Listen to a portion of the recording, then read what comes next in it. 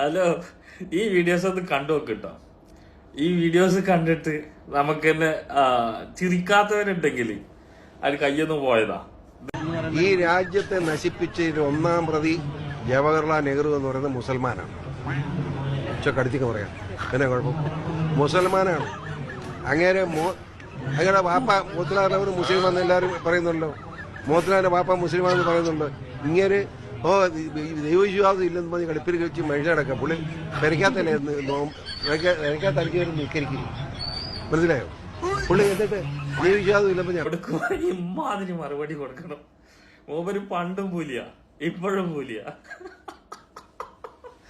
ഞാൻ ചിരിച്ചൊരു വഴിക്കായിക്കണ്. നിങ്ങളൊന്ന് കണ്ടു നോക്കിട്ടോ. നിങ്ങൾ എല്ലാവരുടെ കേൾക്കാൻ വേണ്ടി പറയും, PC ജോർജിനെ ദൈവം പെണ്ണായി സൃഷ്ടിച്ചിരുന്നെങ്കിൽ അവനൊരു വേശ്യയായിരുന്നു.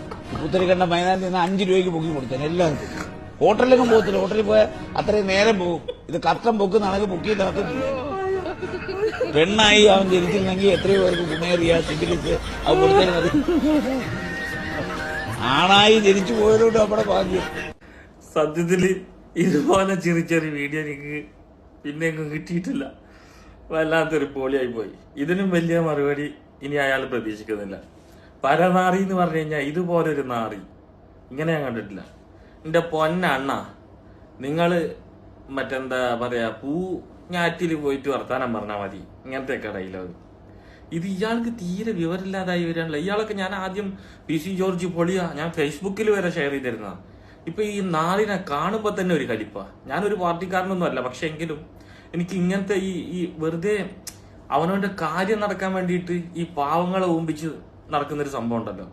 ശരിക്കും ഉണ്ണിത്താൻ സാറ് പറഞ്ഞത് ശരിയാ, 100%. വല്ലാത്തൊരവസ്ഥ അല്ലെ. ചിരിച്ചു പാട് തെറ്റി.